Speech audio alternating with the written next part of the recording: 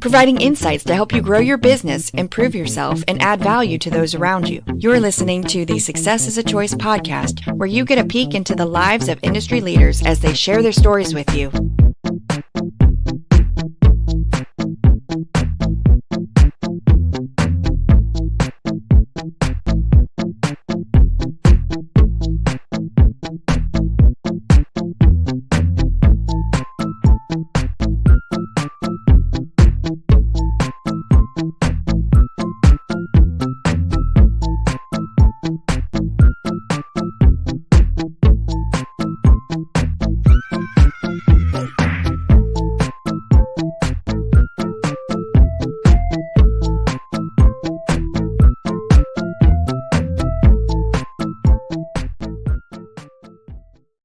Hey, welcome everybody to the Success is a Choice podcasting network. I'm your host, Jamy Bechler. And before we get into our great guest today, I want to remind you that our show is made possible by theleadershipplaybook.com, theleadershipplaybook.com. Great teams have great teammates. Help your team be better, have a stronger culture, better teammates, and more positive leaders at theleadershipplaybook.com. We have a very special guest today. Joining us today is a man that some of you may know. He is big in the fantasy sports industry, big in the gambling industry. He owns Mayo Media Network. We have Pat Mayo joining us. Pat, welcome to the show. Thank you, sir, for having me on. Excited to be here.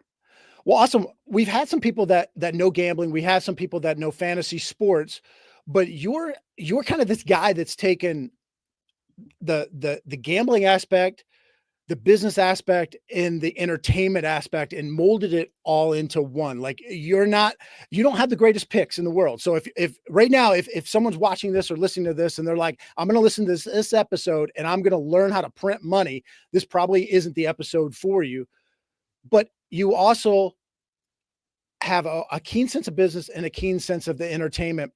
How did you kind of come up with your style of broadcasting, your style of hosting shows? Obviously it's no different than anyone who's probably around my age, mid to late 30s, let's call it that for the moment. And, growing up with SportsCenter and seeing highlight packages and thinking like, what is the epitome of getting into the sports industry or sports broadcasting? You can be a play-by-play guy. You can, if you're not a former athlete, you can't be a color guy, but you could be a sideline reporter, or you could be an in-studio host, or you could do SportsCenter, that kind of thing. So it was always in the back of my mind, something to do. I wanted to write, I wanted to direct film, TV, whatever it might be, and just kind of love sports as a hobby. And then that didn't go so well. So I started to think about broadcasting. And right around the time that I went to broadcasting school, I was fresh out of college. I had just finished my degree, no job prospects in 2008. So I ended up deciding to go back to broadcasting school in 2010, a private college in Canada, in Toronto, called the College of Sports Media. And it focused primarily on radio broadcasting, TV script writing, highlight writing. And I had broken into the industry for fantasy sports in 2009, doing some free writing for a site called Roto Community that quickly turned into a place called Roto Experts. I was writing about hockey, football, baseball, and golf at the time, all for free because I didn't know any better. And there was really no money in the industry at that time, really either, unless you were one of three people. People were just doing it as a hobby or maybe to practice writing, whatever it might be, because it was fun to do. So when I looked at it, podcasting had just come around at that time. I mean, it came out a little bit before 2007, 2008, when the first shows started popping up. And that was more my speed. I always liked sports talk radio, but like you'd get callers in, you'd have to throw to break, do live reads every 20 seconds, which is funny because that's where podcasting has gone almost 20 years later. But it was just two people talking about sports. And usually, especially at the forefront of podcasting at the time, it was just a lot of funny people doing it, whether it be comedians talking about sports, people who were lighter hearted. It wasn't as serious. And I really dug that. Like I could listen to that stuff all day. People having fun, talking about sports. It didn't matter if they were right or wrong. It was just smart people having intelligent discussions about football.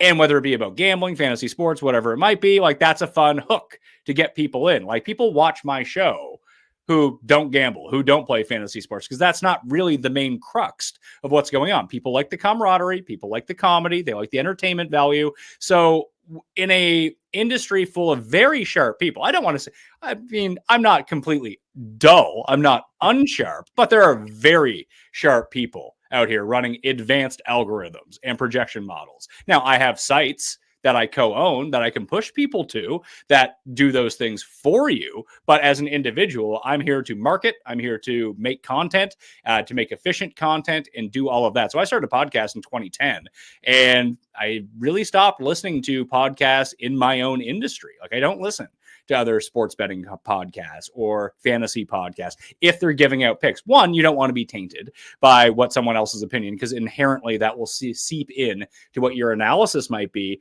But also, it's always kept my voice, my show, my style very unique within the industry, because I really have no idea what anyone else is doing. Well, yeah, you have tens and tens and tens of thousands of, I think, loyal followers, not because you give out the best picks, not, once again, not that you're dull, not don't know what you're doing, but it's not, they're not tuning in so they can write down every word you say about your picks and go out and make money. They're tuning in because you have essentially value entertainment. You know, this is fun to listen to the Pat Mayo Experience or any show that you're on. So talk a little bit about the different shows that you offer on the Mayo Media Network, and because it's not always just, hey, here are your six pack, you know, here are your teasers, here are the 10 plays you got to play in this parlay today. It's not always that. You go back and forth with a lot of your guests oftentimes. So a lot of it has to do with the guests that are available and the season that we're in. In football season, we focus on football because that's where the money-making business is in any sort of gambling, daily fantasy sports, sports in general in America, even hell, just call it North America. Because I look at my podcast on the fantasy sports charts in Canada, they're beating all the hockey shows. Like there's only so many people that care about hockey in North America. Football is king when it comes to all this stuff. And that's where the advertisers will pay up. So, you know, it's 6 days a week and I'll have serious shows with serious sharp guests. I'll have lighter hearted shows that use, again, gambling as a structure. So my spread pick show that I do comes out on every Tuesday evening during football season. There's 3 of us, my best friend from college and a guy that I work next to when I used to work at the Fantasy Sports Network. We have good camaraderie. The show is completely unserious and it lasts like 2.5 hours most weeks. It is by far our most popular show.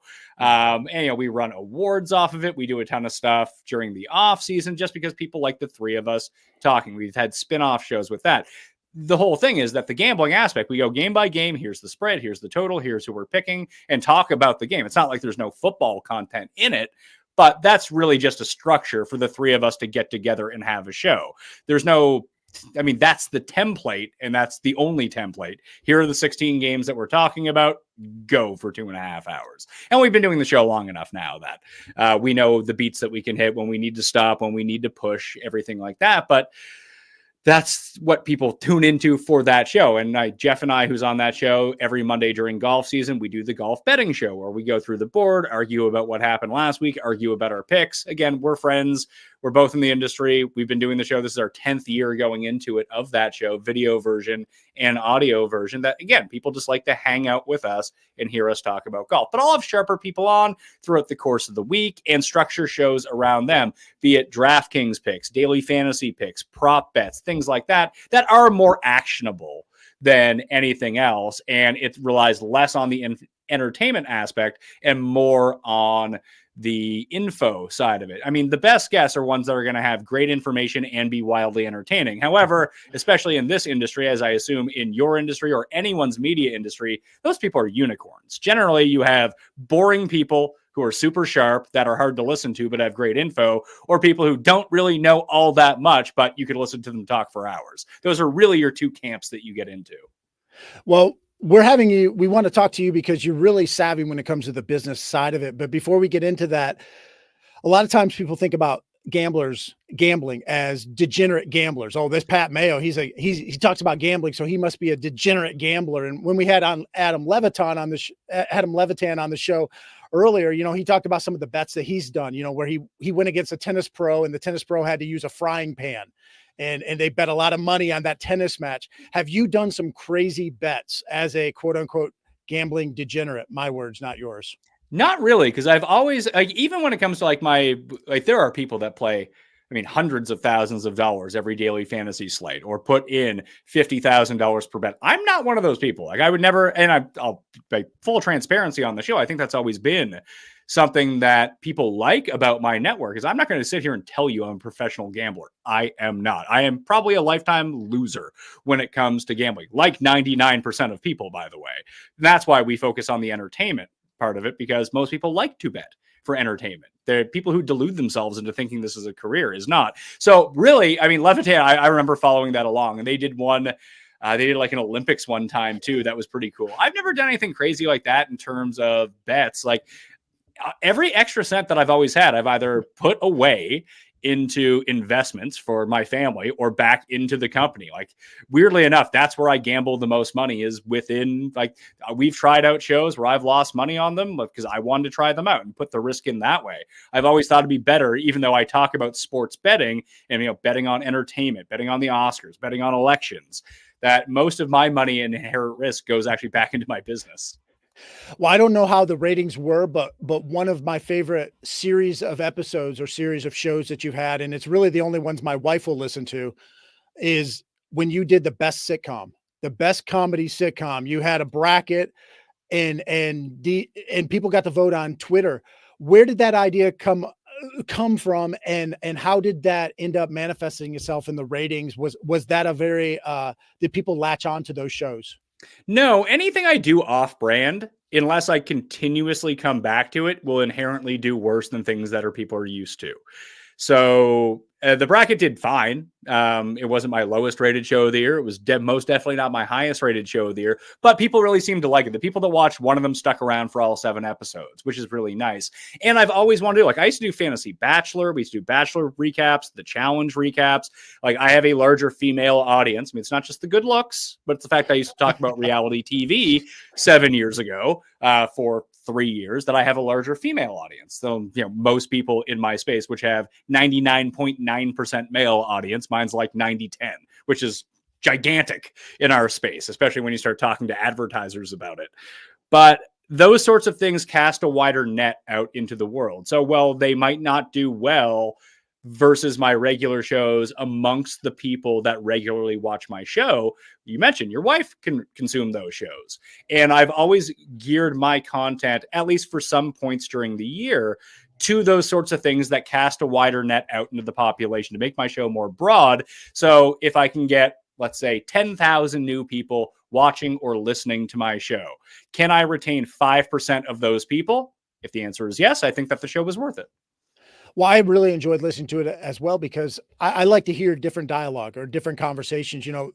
There's some people that thought The Office was absolutely terrible, or Arrested Development was actually absolutely terrible. Or, I'm one of the few people out there that's never seen a single episode of Curb Your Enthusiasm, which is crazy, especially since I was a Seinfeld fan.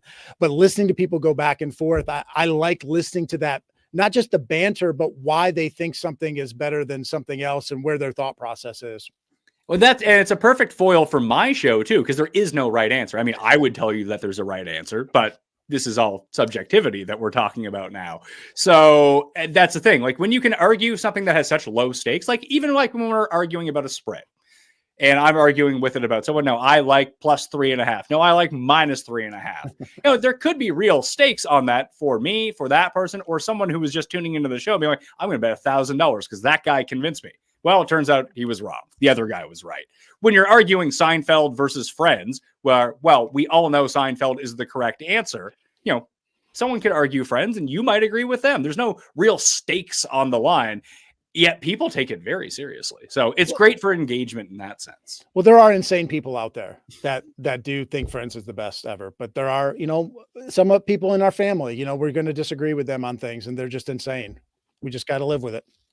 Happens. Like, during the 2016 election, I did primary betting shows almost every single week, and updates starting in Iowa all the way through Super Tuesday. Like, we were able to hit, you told me you were from Michigan. I hit Bernie 33-1 to win the Michigan primary that year. When we were breaking down, we were using polling data, compiled from all different sites and then comparing them with the odds. Now, most books, sports books that is, in America do not let you bet on politics. However, I'm Canadian and have access to the rest of the world odds. So it was a fun exercise to talk through. I was thinking about bringing it back again in 2024, but honestly, the climate for politics, even over 8 years, like, it's just the blowback and the amount of people that you can put off, even though you're not really thinking about it in political terms, you're trying to think about it in betting terms. It puts people off so much that it's just sort of a no-fly zone now.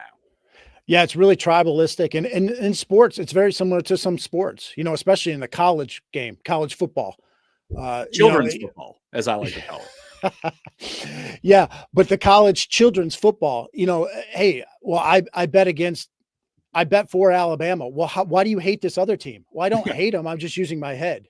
Yeah, like there's a point spread here. And sometimes people want to do a little life hedge too. And I think people should probably do more life hedging. If you love Michigan, I love Michigan football. Well, I watch Michigan football. Well, maybe I will bet on Alabama just in case Michigan happens to lose. I still get something out of it. A little life hedge. See, I don't mind that. I don't mind that at all. Maybe more people should be doing that. Maybe, but then people are like, well, you're not loyal. Why'd you bet against Michigan? And I'm like, well, here's rule number one. Can I swear on this or not? Is this a family-friendly podcast? We can bleep it out.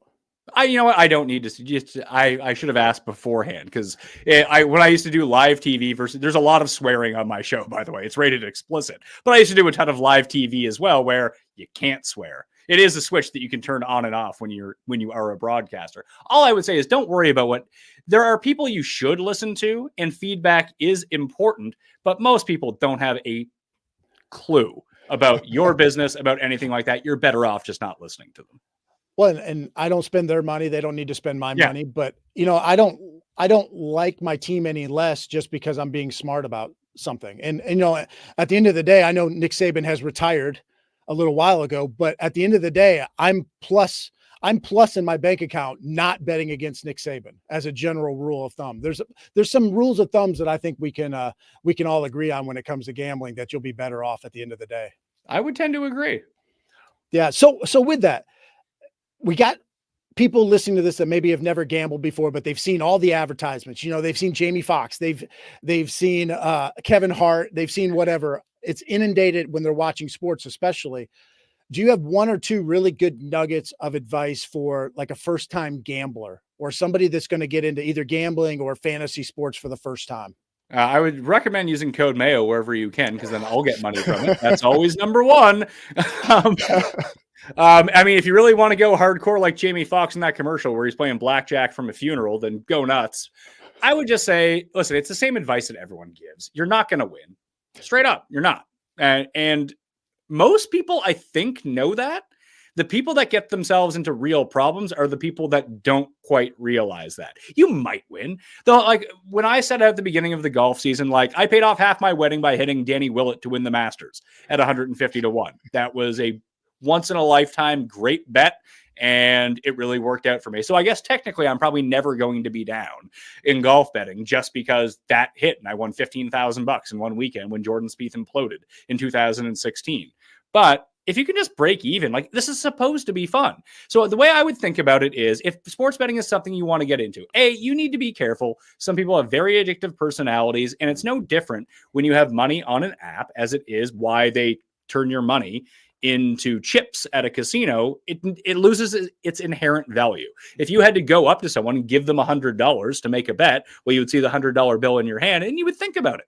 When it's 100.00 on your app, you're like, yeah, whatever, $100. It's just the nature of how we consume things now and how we think about money and the triggers in our brain that go through it. So if you're someone that can say, hey, if I want to go to the movies tonight, the ticket would cost me $25 at this point. The parking would cost me $15 at this point. And then the snacks when we're there, that costs another, 50 or whatever it might be. Because, everything is super much. So that's an evening out, a Friday night out at the movies for you is $100. So maybe you don't go to the movies and your entertainment is betting 3 golfers, $33 on 3 golfers this week for the potential to win money, but you also get entertainment on Thursday, on Friday, and Saturday, and God forbid Sunday. That's the dream that you have a guy towards the end, but that's the other way that you can spend the $100 on your entertainment. If you view it as entertainment, which I do, and which I've conditioned most of my audience to do the same. And it's nice when someone has a big hit. Everyone, there's a communal aspect around it. Everyone congratulates them. It's fun when people have big hits. That's exciting. But as long as you know it's for entertainment and you can budget that in like you would budget in anything else and pretend like this $100 is being flushed down the toilet, that would be kind of the same thing. But you might get a return on it. But if you start expecting return on it, that is when you start getting into a lot of trouble. So are you a fan of sports? Are you a fan of a particular team? Now that you're in this industry where you talk about gambling so much, are you a fan of particular teams or sports?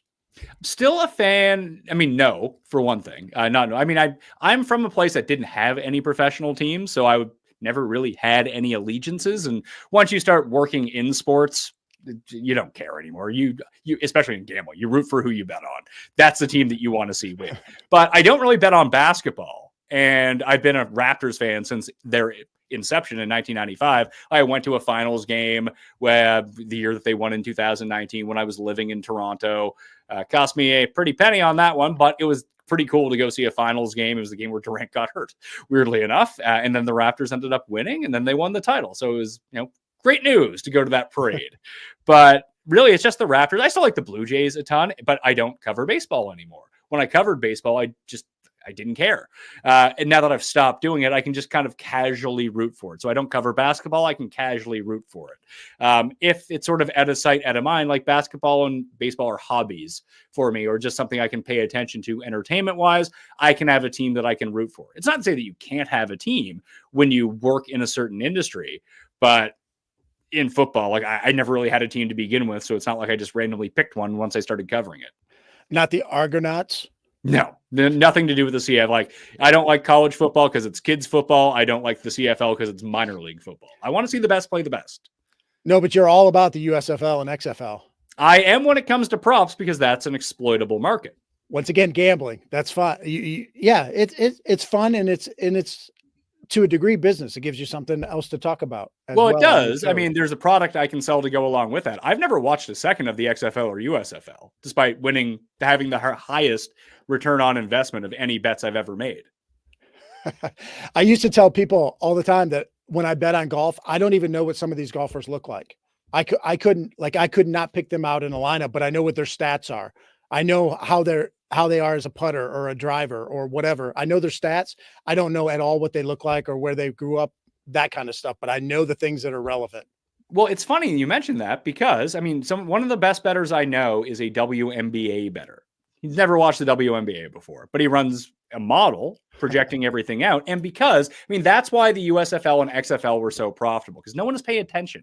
No one's paying attention to this stuff. The markets on it are so small. It's ditto for the WNBA. Now, the WA, granted, is getting bigger. But if you like betting college basketball and be like, I'm not going to bet any of the power conferences. I'm going to bet one of these like jabroni conferences that has 5 teams from Wyoming in it, where no one is paying attention. You might have better insight than the sportsbook does to those places in terms of what you're grading out, in terms of how you've built your predictive model, and see what numbers it spits out. You might get there are certain circumstances in the WNBA with this guy where a line is +9, which means a team has to win or lose within 9.5 points. So if a team is -9.5, they have to win by 10 or more to win that bet. Or the other way, where you have to stay within 9.5 if you're the underdog and you cover the spread in that bet. But if that number is 9.5, his number might say that it's 3.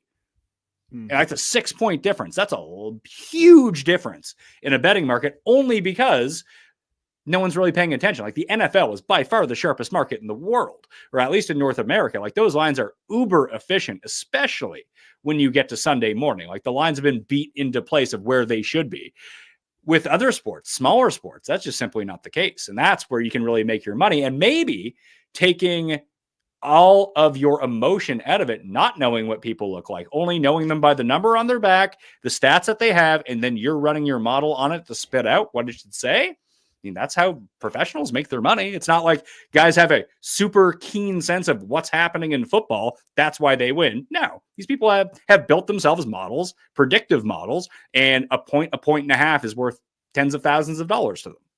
Well, you've mentioned your audience a number of times, and you seem to have a very large and loyal following, a large audience. How are you able to get that at this point? I know you've been doing it for a while, but how are you able to get that when it seems like everybody and their brother is doing a football podcast, is doing a golf podcast? It seems like the market is very flooded with people doing what you're doing, at least on the surface. How have you been able to cultivate this kind of an audience? Being there first, or at least amongst the first, is a huge advantage. Just being first to market with anything is huge. So like I used to own a site called fantasynational.com. We sold it. I'm still affiliated with it. fantasynational.com/Mayo if you want to get 20% off. Always got to get my plugs in with all this stuff. But it's a data and stats site where for golf, where you just go through, you click on a player, here are his stats. You want to make your own model in it. It makes it super easy to use. It's color coded and everything like that. We were first to market with a product, and that was a product that people demanded, whether you were betting or playing daily fantasy and you just wanted more information on golf stats. It was the only place where you could go for one spot. Before that, you had to go to 30 different sites. And we basically just took those 30 tabs that you had at the top of your Google Chrome and just put them all into one site. Now there are like 7 sites that do all of the same thing, but we have the largest audience still because we were the first to market.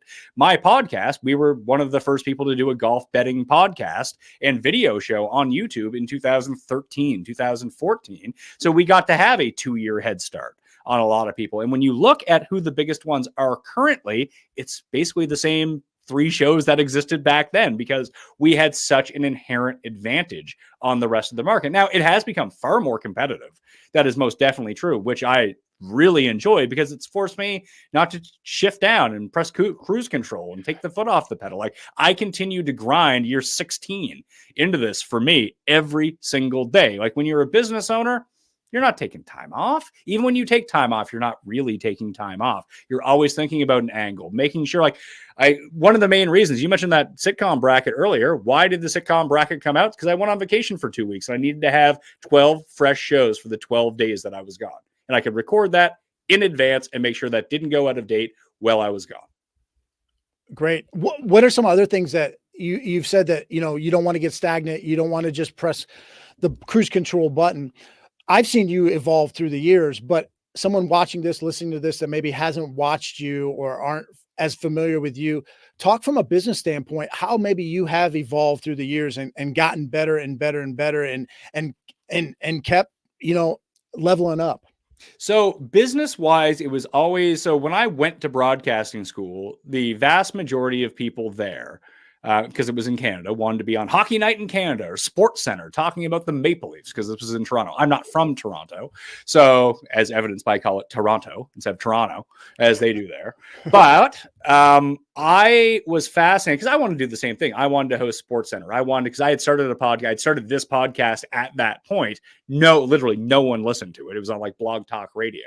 But me starting it in 2010 has meant that I've brought it with me wherever I've gone. It's the exact same feed as I had back then. So no matter where I've gone, even when I worked at other places, I had it in writing that was my intellectual property that I could bring with me wherever I went, which has been a career savior for me. That's how I was able to build a business around everything because I didn't lose my listeners that I had built up over the years when I left places. And that's just part of the contract now going forward when you're going to be dealing with me because that's my property. That is not your property. You can lease it from me. If you want to buy it, that's going to cost you a very pretty penny.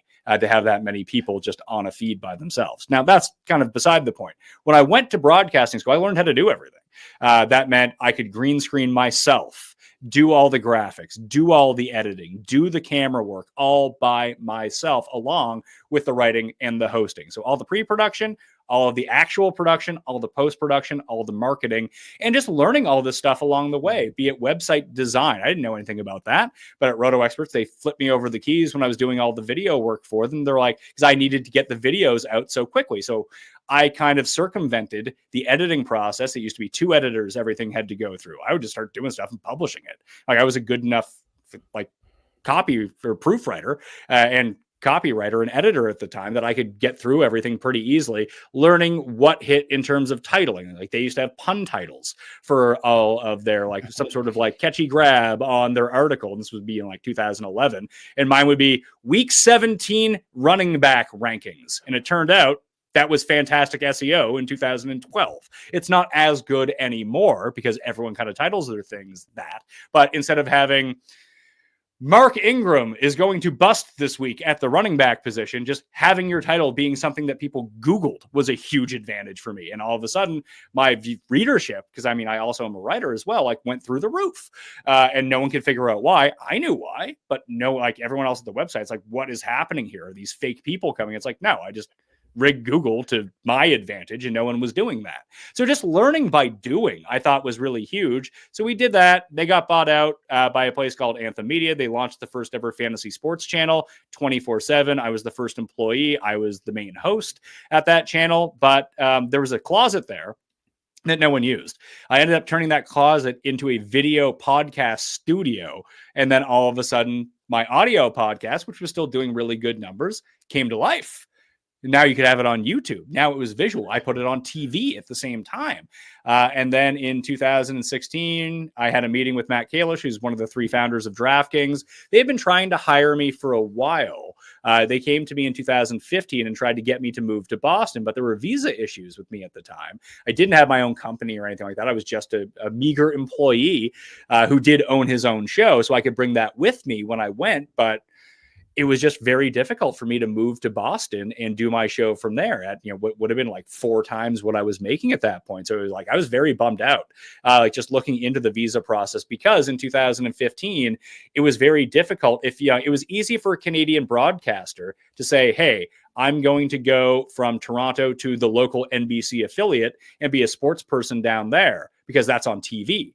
The digital space hadn't quite caught up. I believe that it has in 2024 because there's so many more digital jobs. But just in the immigration code and green card and work visa code, it had to be like a special exception. And it was just too hard to do it. The amount of fees and lawyers' fees I would have to pay, it just wasn't worth it. So I just worked for them kind of freelance, doing one-off videos about golf and about football while still doing my own job. And then I actually met up with Matt Kalish when he was in town doing a CFL exchange with DraftKings. He had to come up for a day to say, hey, CFL's on DraftKings now, and like fly home. He got stuck in Toronto that night. So I DM'd him on Twitter. I was like, hey, you want to go for a beer kind of thing? And he's like, sure, I got nothing to do. So we met up and he asked me, like, why won't you come work for us? I was like, it's an immigration thing. I was like, if I could just, I don't have to be in Boston where you guys are located to do my show. I just need a camera and a microphone in a studio here where I could do it. Like, what's it matter if I'm in Boston or not? And he's like, good point. And I basically got a contract the next day. Well, that's a good point too, because the barrier of entry, a lot of times people think, well, I've got to have all of this equipment, or I've got to have X, Y, or Z. And it sounds like that's not always the case. No, especially when you're starting and everything gets, I forget who said it, but although there when you take a look at the middle class, it's very fractured from what it used to be. A lot of people in the middle went to lower middle, and then you had your people who survived and went to upper middle or went on beyond that.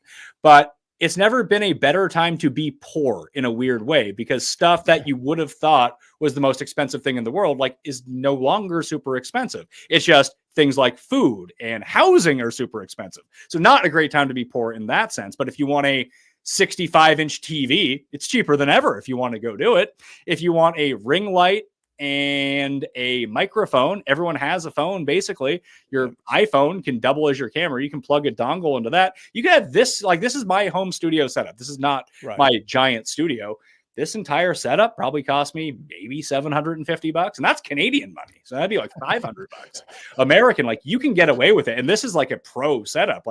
I'm coming to you in 4K. I have lighting all around me. I have lighting on the ground behind me. I have a rinky-dink set that I built up just to create some depth in the shot for when I have to do hits like this and make sure that my feed sounds good coming through. It's going to be very embarrassing when I watch this back and it's all squiggly and cut out, or the audio doesn't sound good, but I'm pretty sure that's not the case, or at least you'd be kind enough to tell me on that.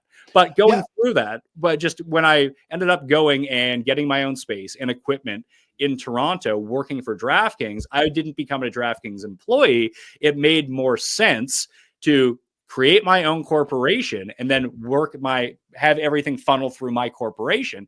It was, basically for tax purposes at the time. But now I've been able to grow that out, retain my IP under everything, move everything into a holdco, purchase property, keep my investments all within this company.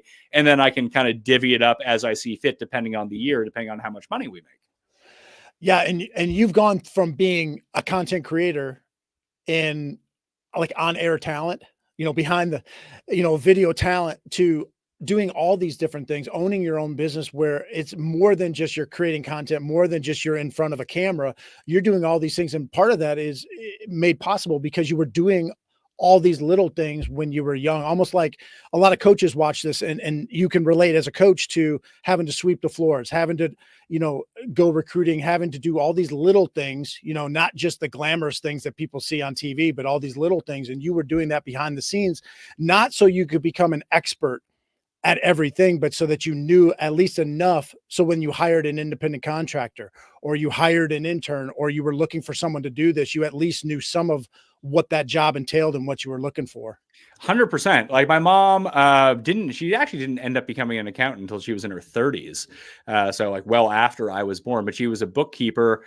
Didn't finish college at the time, ended up just becoming a bookkeeper, ended up going back to become an accountant. But I remember like in minor baseball growing up, like she was the bookkeeper for that, but she ended up making like me do a lot of that stuff. She just made me do my taxes when I was 16. So understanding and having financial literacy in that way, and understanding how taxes are paid, what progressive rates, obviously it's different within Canada than it is within the United States, but it's the same gist. There are state or provincial taxes, or I guess in some of your states there isn't, which sounds just lovely. But there's also a federal tax that goes along that. Where are tax breaks we can get along the way? How much should you claim as a business to keep yourself in a certain small business tax rate versus claiming some of that as personal, depending on what it is? How much do I want to pay myself out this year? And again, a lot of it was a learning process. And it wasn't because I felt like I needed to know some of this stuff. It's because I wanted to keep my business lean.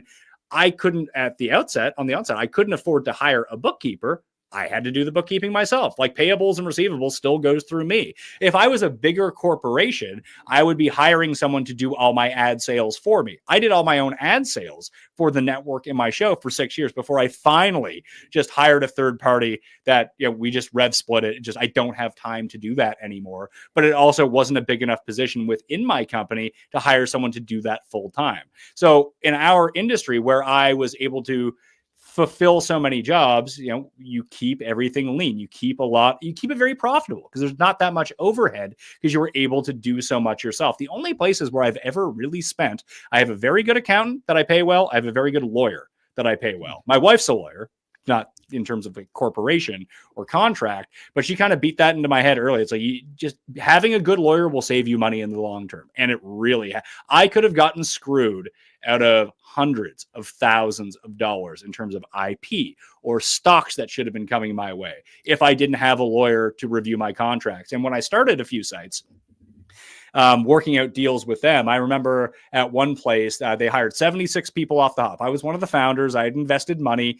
And so my contract was a little bit different than everyone else's. And he said out of the 76 people, they spent more time working on my deal than the other 75 people combined because they put a sheet in front of them. They all just signed it. And you were high maintenance.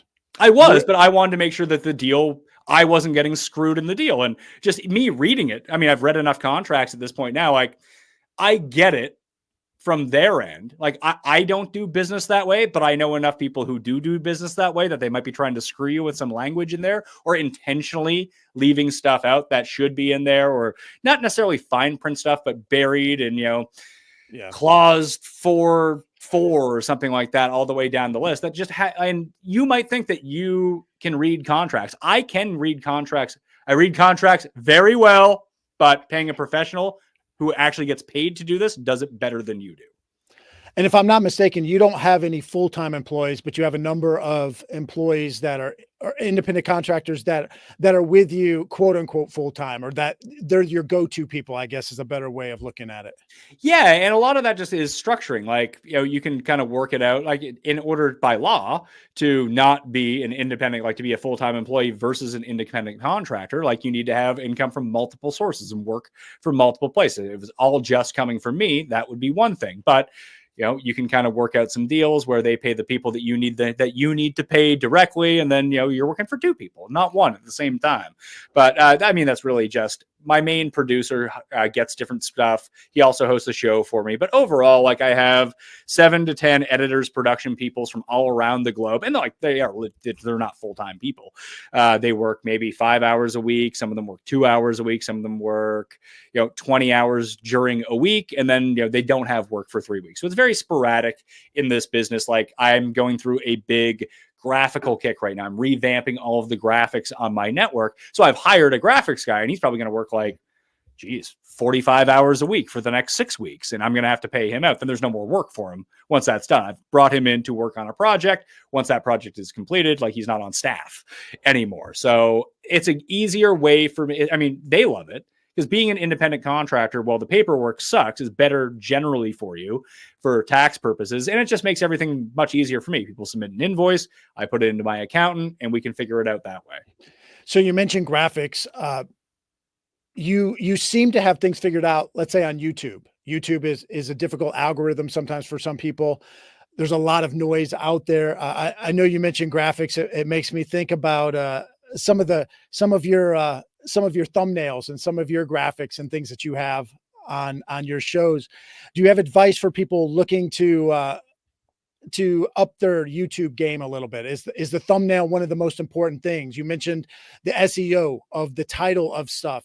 What are some pieces of advice you could give people looking to up their YouTube game?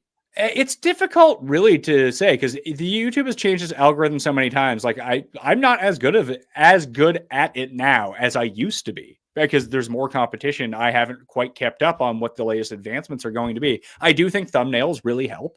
Tagging really helps. Transcripts really help. And there's something I was just looking at it earlier. One of the reasons I was telling you that my export did not work, because there's a new feature in Adobe Premiere where you can put automation into it for captioning that comes up. Then you can take that captioning and upload the transcript. So things like that will become very viable and help out the searching for it. But, going live at some points is good for the algorithm. YouTube likes it when people are there watching live content. Some people have exploded because of short videos. I haven't. I don't know why my short videos don't hit.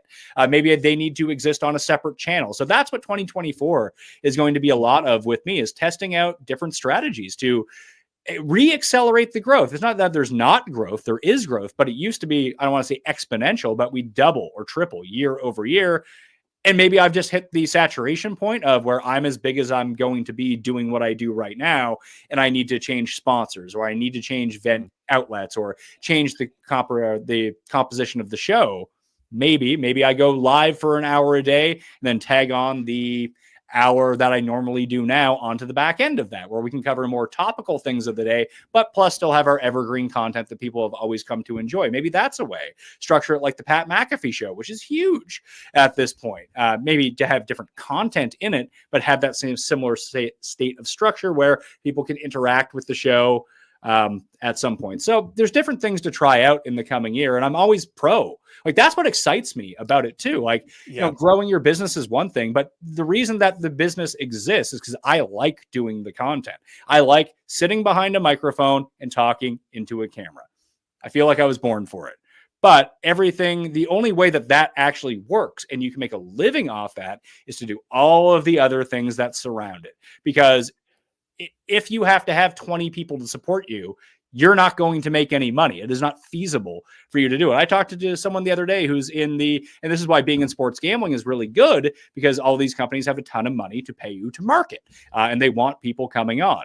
It's someone who's in the tech industry, and they were doing 3-act structures of written work for a podcast just in the tech industry. It's a really good podcast. It is really well produced, but it takes them 3 weeks to write an episode. There's 5 people that work on it. It loses thousands of dollars every time that you put it on. You just can't have that. and those businesses go away. You have to treat everything you do as a business, because if you don't, you're not going to be able to do the thing that you like anymore. You're going to have to do something else. I most definitely do not want to do anything else. Well, I love the idea that you're constantly trying to maybe tinker or adjust or find a better way. You know, we're not going to be complacent. We're going to keep trying to find better ways. I like that. One of the other things that you do that I like that not a lot of people do is you have on guests on your shows, experts, whatever, from different companies. You know, they could be competitors. Yeah, they could be competing and not competing, but you have people. You don't get into the drama. You don't get into if I have them on, they might take some subscribers or they might take audience. No, you're trying to put together the best show possible, but also I think your personality is such that, you know what? Just because we're competitors in business doesn't mean I have to hate them. No, absolutely not. I've always found it's better to work with my competition in my space. Maybe that doesn't apply to every single business, but you mentioned, like, I've had people on that have taken subscribers away from my businesses 100%. And that sucks. I mean, you know that as well as anyone, but that's okay. And that means that my product needs to get better. You know what I mean? Like, that is the market telling me that I'm not doing something right at that point. I want to be the best. And the only way that you can be the best, I mean, is not necessarily to beat the best, as Ric Flair would say, but it is, in a weird way, like, you need your products to be better. You need your show to be better. But the way that I look at our industry is that there's customers for everyone in our industry. What's the best way and most unique way to really put that all together? Well, what if we all get together, all your competitors, and we all have different products and different shows, and you might lose a viewer here or a viewer there. But generally speaking, if someone, I mean, you're a testament to this because you've watched my show, you've watched Rick's show. I'm sure you've consumed other things in the fantasy golf space or the golf betting space over the years. If you're like, dig one of the shows, you probably dig all of the shows and watch them all. Yeah. And I think it's just the way, I think as a person, that's just the way to do things, you know, not be so win-lose where we get too tunnel vision of win-lose. If I got to win, then that means Pat has to lose or vice versa. When I think you can have win-win, or we can get along a little bit better than I think we are in a lot of different areas. And as I said, I'm always looking to broaden the scope of the show, cast a wider net. And I think that doing that in our industry. So if I take my I did a show with my 4 biggest competitors on my show. I had them all on, and, you know, it's golf, so everyone's pretty cordial with each other to begin with. But there's enough customers out there that if we can just grow the industry bigger, then we can keep the same market share that we had, and we'll all make more money in that way. Like, we can really go up together that way, and being unified at least allows us to work towards a similar goal than all being fractured and doing our own things.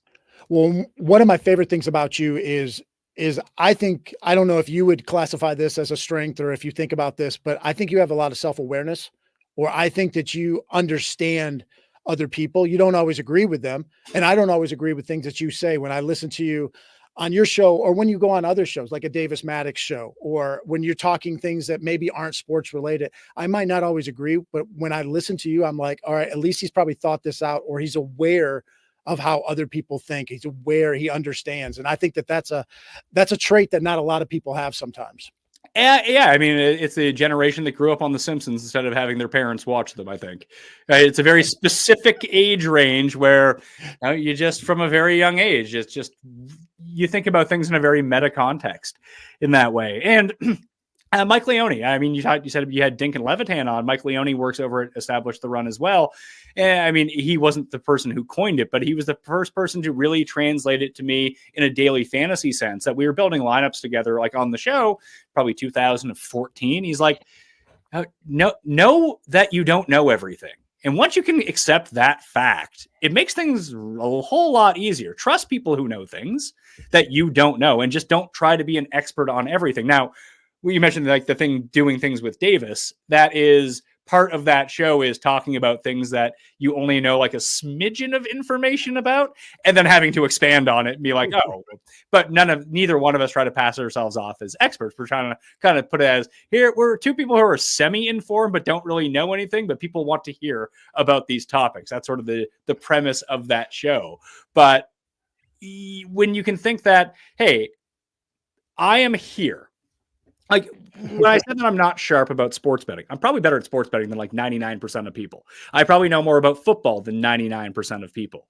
But when you're in an industry that's all of the 1% of people and you're towards the lower end of that, it makes you seem dull, not versus the rest of the average population. And that's what it comes to knowing a lot of things about, be it geography, be it opera, the Bible, whatever it might be, basically just being like across the board good at Jeopardy. Can you just have an average baseline intelligence about a lot of things? And if you can do that, but no, you're not an expert, but know that you also don't know absolutely nothing about something, is where I've kind of existed. I'm very good at Trivial Pursuit, put it that way. And I think that kind of coincides with why I've been able to be very good at business, because I've been able to understand different facets of what I need to know. And it kind of got beat into my head. The two things that I need to do the most is focus on the content. The content will always sell. I need to find ways to make money, to monetize this product. How can I do that? And work very hard on that. And well, I can do the accounting. Hiring an accountant makes more sense because you can really screw up your taxes very badly and then owe a bunch of money and you can be out of business. And then hire a lawyer, hire those two people, those two professionals. And knowing that you can read a contract and you can sign it and pass back in and you save yourself $3,000. Well, it might be worth paying the $3,000 so you can save yourself $300,000 down the line. Having that awareness, I think, is a part that eludes a lot of people. Yeah. And I think like you're obviously an opinionated person. Most people that talk for a living are opinionated, but I also think you have a curiosity. I also think that you will listen once in a while. Now on your show, you listen less. Okay. It's funny because in my day-to-day life, like, and I've been doing this show so long, like I barely talk when I'm not on the show. I have no opinions on anything off the show anymore. I just want to sit there in silence. Well, I'll go out to dinner. I'll be with a group of people and they'll be like, I won't have said anything. And they'll be like, aren't you a public speaker? Don't you speak for a living? I'm like, yeah. And you're not paying me. Like, I got nothing to say right now. I'll let you guys talk. I'm good with just sitting here, just listening for a little bit. But I do think that you're, maybe not curious, but I do think that you'll listen sometimes because you want to know more. Maybe I'm probably putting a little bit into your head there. No, I think what you're talking about, it really depends on the guest that I have. If it's a guest that, like if I'm on with Jeff or Tim, the whole point of that show is for us to not ever change our opinion on anything and yell at each other. That's the entertainment of the show. But if I have someone like Rick on, and Rick and I are going back and forth, or Ben Raza, or one of my sharp golf, or if I have Levitan or Dink, like those are sharp people. I want to hear what they have to say so they can teach me things. So it really depends on the guest and the type of show I'm trying to put out that day. And that can be off-putting for some people. Like there are some people that can't watch some of my shows. They find it too awkward because people are yelling at each other. Other people can't watch the other shows, so they deem them too boring. So you can't please everyone. Well, I will admit that you were an acquired taste. When I first started watching you, I don't even know how I ended up going through 5 or 6 episodes, but when I first started watching your stuff, I wasn't a fan. Like this is an abrasive jerk is how who doesn't know what he's talking about. Now that's not true, but you have a lot of experts on that are really smart sometimes. And you come across as the loudmouth, or you not loudmouth, but you come across as the guy, who's not the expert on his own show. And I was like, I'm not listening. I'm not watching this. And the more I watched it, the more I kind of understood the whole picture and what you're like. And you know what? I like your takes half the time, and half the time I don't, but I form my own opinions from that. But I like the value and the entertainment I get from it. See, that's the whole thing. When people talk about our shows, they're not tailing our picks. And that's, like I said, it's a great spot to be in. But what they do here is like, I like to say that while I do not give you bad picks, I rarely give you bad information. I'm very well researched. And what I'm telling you is usually true. I'm just making bad predictions off of it. Well, let's get you out on this final question. We talked about the comedy sitcoms, the best sitcoms, the Pat Mayo, the #1 comedy sitcom, in your opinion. What is it? Probably Arrested Development. Yeah. Laughs per second. Although I just rewatched Veep, and it might be Veep, but listen, Arrested Development ended up having like 3 more seasons on Netflix. I don't count those. So like the first 2.5 seasons before it was canceled are just banger after banger, like hits per second, not even close. Like the stock answer is Seinfeld. I still love Seinfeld. I don't really like Friends. I think that's easy comedy and I'm not here for it. But Arrested Development is hard comedy. And the more you watch it, the funnier it actually gets. You could watch it 20 times and you find new things in it. You're not doing that with Friends. Yep. Not for everybody. And what I found with Arrested Development, I tried watching some of it while I do work in the evening time, and I couldn't do it. I found that I couldn't do any work. Or you're doing work and you're like, wait, what's going on? Yeah, it's not a show. Like you said, hard comedy. There's so many different things going on in every scene, it seems like. And the comedy sometimes doesn't hit you in the face. Like what was that? Yeah. And additionally, like where, there's a reason why it was canceled and 2.5 Men lasted a billion years. Because you can just have that on in the background. Yep. Well, he's Pat Mayo. Follow him at the PME. That stands for Pat Mayo Experience. Follow him at the PME. Follow him on YouTube, Mayo Media Network. Pat Mayo, appreciate you joining us. And for everybody watching us, YouTube, Rumble, maybe you're listening to this on your favorite podcasting platform. If you would, go ahead and smash that like button or just tap it if you don't want to break your screen on your phone. But we appreciate you joining us. And until next time, remember that success is a choice. What choice will you make today?